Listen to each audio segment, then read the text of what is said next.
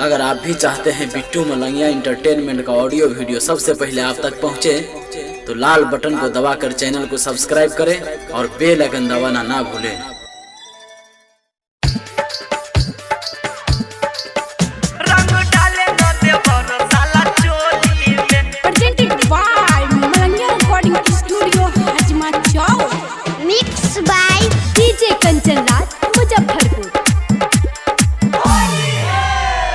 चढ़त फागुन हमर सैया नहीं आया, सैया नहीं आया रे सैया नहीं आया।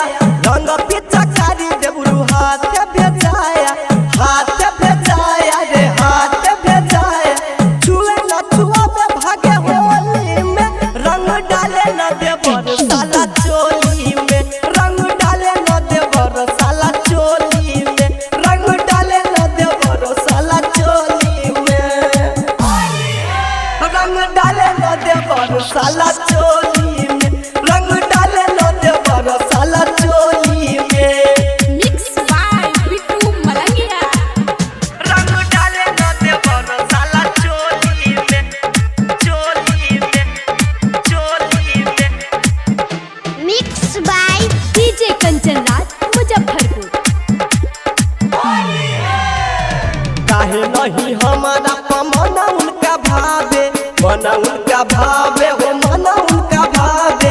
लेके पीछा कारी देवरा अंगना से भागे,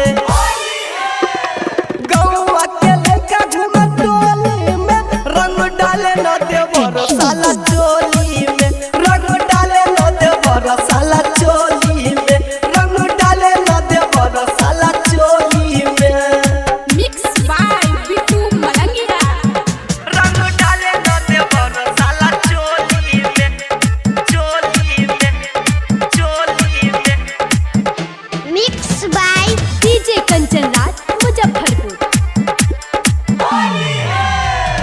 होली में जवानी हम खूबे गदा डाला, खूबे गदा डाला हो खूबे गदा डाला।